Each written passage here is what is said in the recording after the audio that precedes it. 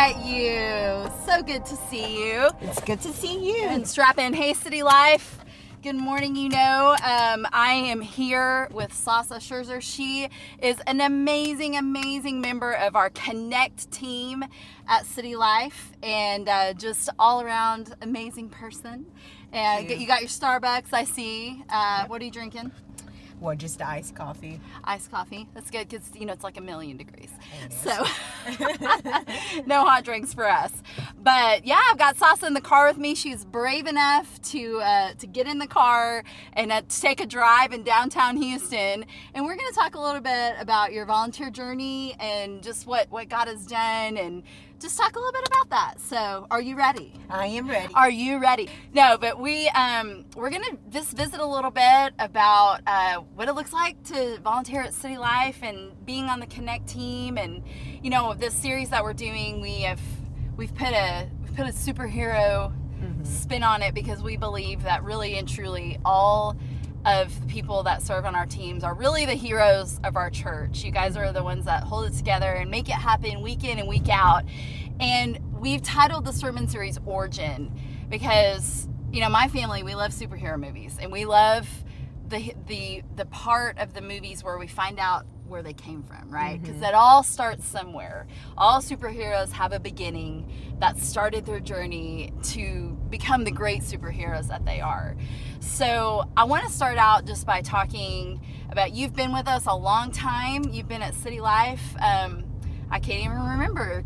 I just feel like you've always been with us. And so you've done many things at City Life. Currently, you are a member of the Connect team. And so I just wanted you to share, as we start, a little bit about your journey, how you got into serving on the Connect team and just what led you there. Well, I wasn't able to be on a greeters team because we immediately plugged in with the children's ministry, and then we loved and enjoyed it for many years.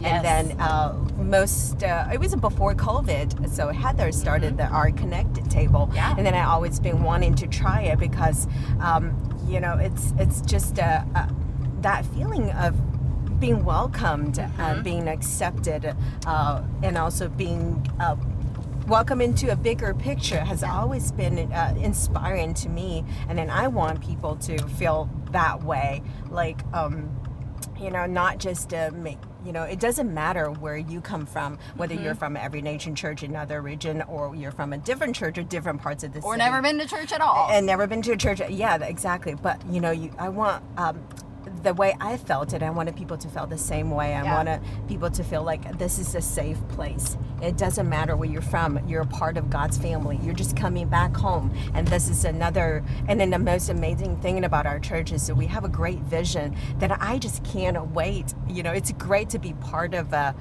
church movement. You get to be part of the vision and making it happen. That's what our church is all about. Sure. And I just can't wait to share that with people. And I said, look, this is the vision. This is what we are all about. The campus ministry leaders and mission. Yeah. So I just can't wait. I just wanted people to be part of that ministry, part of this. Say you're coming to church to meet with God, but you're coming here to be part of something greater than you, who you are. That's great. I love that. And that leads us really kind of into the next thing I want to talk about is this idea of community. And it's so important, as you said, even what you do in the Connect team, making people feel welcome, making them feel like they can belong somewhere. And then for you personally, in your journey of being a part of the team, how would you say being a part of the Connect team and just serving in general at City Life has built community for you personally? For us, we've always been with the children's ministry, so we know the families, the wonderful children. But every time when I go back to the sanctuary, the half of the people that are sitting there, I do not know. I felt like I missed so many new people, I know. So many new friends. Seeing all these new people come in, we may not be in the same group all the time. I may never know them, but what is the best way that I can get to know them before, before I even get to know them more? It's at the connected table, so I get to greet them, I get to know their name. So I think, instead of sitting back complaining about I don't know half of the people, but I want to go back there in the Love front face and just say, hey, I'm here to greet you. I know you. I don't know you, Love but it. I know you from the beginning. You So know? great. I think, and then recently, Sylvia I met her at a connected table that was like before COVID. Uh-huh. And recently we were paired up to serve at children's toddler class together. She said, I know you. You greeted me the first time when I came to visit. Aw, I love didn't know her that. that well, and it's been 1.5 years, but when I served together with her, I just felt like I know her already. So great. It was great to serving with her, and that because of the initial contact that I had with you already her. had that connect point. Exactly. In that vein, just kind of taking it into a spiritual direction, how do you feel like serving has impacted or influenced or affected, I guess you could say, your relationship with God? You know, I'm sitting at home on my couch, I would never see God move, right? So, but when I put myself, or when we put ourselves out in that vulnerable spot, and we see God can use us in that way. So every time Jason and I, when we go on just serve, we always pray that God, we're just an empty instrument. Fill us and use us, because that's the only way that I feel like when I get my hands dirty and when I get into that field, I can meet Jesus and he can meet with me. It's not, I mean, it's great to do Bible study. I love Bible study, and then I love getting into God's word. Important. It is. It's a direction. But like, if we just sit home and then do that, we never put God's words, God's love on the spot. We never experience God's words, God's being active and living in us. So serving gives me that opportunity to practice God's word. And especially like on a Sunday, you know, sometimes I just don't feel like going there, and especially after COVID, and I told you earlier, I had like social anxiety. I don't want to be with people. It's hard to break ice and to get into people's face, just talk to them. It's hard, and then I know God can use me and to speak through me to that people. Like I just want, you know, most recent I met a couple. They just moved from other state into Texas. Everybody's coming to Texas. Come on to Texas, everybody. We're big enough. Yes, we are.